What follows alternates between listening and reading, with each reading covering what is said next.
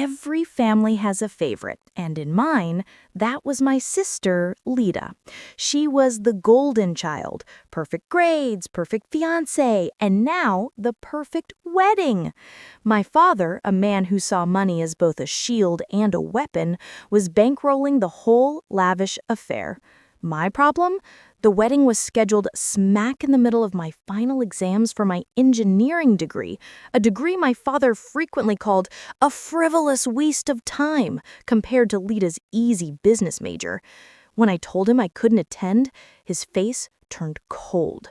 He didn't just ask me to reconsider, he issued an ultimatum that sliced straight through my future. You will be there, smiling, for every single moment of your sister's big day, he growled. If you choose those silly exams over your family, I will cut off your tuition the minute you walk out the door. You won't just fail your exams, you'll fail out of university, and it will be your own fault. His threat wasn't about a wedding. It was a clear declaration that my dreams were secondary to Lita's spotlight. The injustice of it all, forcing me to sacrifice years of hard work for a performance, ignited a slow, cold burn in my gut. He thought he had trapped me, but he had just handed me the very tool I needed to execute a revenge that would ruin his perfect wedding and expose the true cost of his favoritism. The week leading up to Lita's wedding was an agonizing tightrope walk. My father's threat was real. Without his tuition money, my engineering degree was instantly worthless, a half-finished promise.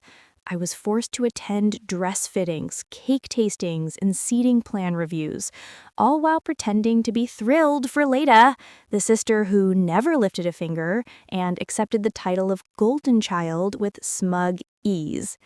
Meanwhile, my final exams, the difference between my future and failure, were looming. My internal conflict was boiling. Sacrifice my studies or sacrifice my financial independence? I chose neither. I chose war. While the family was distracted by the sheer opulence of Lita's wedding preparation, I quietly began my investigation. I didn't care about their money. I cared about the leverage my father used against me. My research, which started as a desperate search for alternative funding, quickly unearthed a far darker secret. The successful investments my father often boasted about, the very source of Lita's endless financial privilege, were tied up in a legally questionable offshore venture. He hadn't just paid for Lita's life, he had bet his entire financial future on a risky house of cards, relying on secrecy and timing to avoid regulatory scrutiny. I secured the key piece of evidence, a single, encrypted digital file outlining his illegal capital movement, and downloaded it, knowing that this single secret was far more valuable than any tuition check. The wedding wasn't just a threat anymore. It was the perfect Trojan horse. The turning point arrived midway through the wedding reception, during the obligatory saccharine father-daughter dance, a final, painful display of Lita's privileged position. I watched the golden spectacle, but my focus wasn't on the dance floor. It was on my father's pocket, where his phone, his lifeline to his secret finances, rested. Using the sophisticated hacking tools I'd learned in my frivolous engineering program, I utilized a burner phone and a tiny, undetectable malware injection during a brief, forced photo opportunity with him, granting me access to his secured corporate email.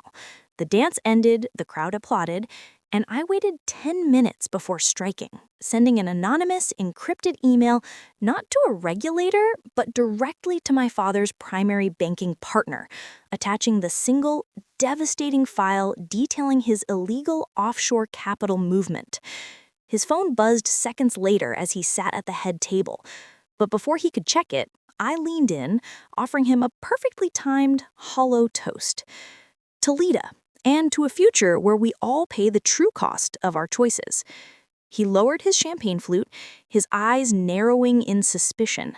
"What did you just do?" he whispered, pulling out his phone.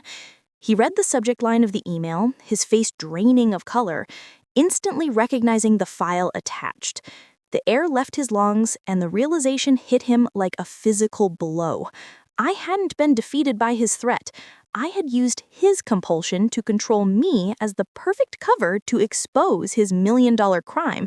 His wedding wasn't just ruined, his entire financial empire, the very foundation of Lita's golden life, was now teetering on the brink. And he knew in that terrifying moment that his downfall was my doing. The wedding reception descended into a chaotic silence the moment the CEO of my father's bank called, confirming the reception of the unauthorized documents and freezing all corporate accounts. My father, his face pale and slick with cold sweat, violently shoved past a cluster of wedding guests and bolted toward the venue's small office, leaving Lita, the beautiful, oblivious bride, standing alone on the dance floor in front of 1,000 confused, murmuring guests. The climax wasn't a sudden explosion, but a rapid, sickening collapse of his control. While my father spent the next hour locked in the office, screaming at lawyers and trying to undo the regulatory investigation I had just triggered, I casually walked over to Lita, who was sobbing into her new husband's expensive jacket. I didn't gloat. I simply handed her a crisp, pre-written personal check for $80,000, the exact amount of my remaining tuition, and a typed note that read, "Consider this your wedding gift. I won't be needing Dad's money anymore." The gesture was a final, undeniable statement of my independence, and the proof that his threat no longer held power over me.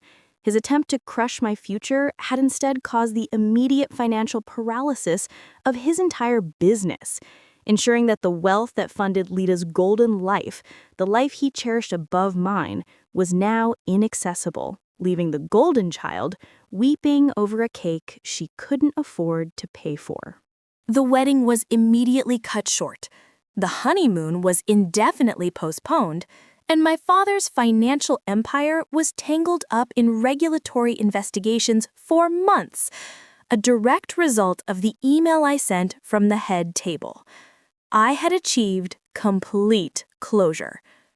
I used the $80,000 check, the money I had proven I could earn without his control, to pay for my final year of engineering school, freeing myself from his financial tyranny forever. I never saw Letta cry again, but I heard about the dramatic scaling back of her golden life as her husband realized his father-in-law was a liability, not a patron. My moral is simple. Never let someone threaten your future with a weapon they value more than they value you. Their leverage is their greatest vulnerability. My father's need to control my attendance at Letta's wedding was his downfall, as it created the perfect mandatory window for me to access and deploy the devastating secret he tried so desperately to hide. I finished my degree, graduated with honors, and never looked back. I sacrificed a weekend of fake smiles, but I gained a lifetime of genuine freedom. If you believe that freedom is the best form of revenge, like this video and subscribe to Iron Revenge. Next time, we have the unbelievable story of the stepson who secretly swapped the deeds to his father's properties. You won't want to miss it. The end.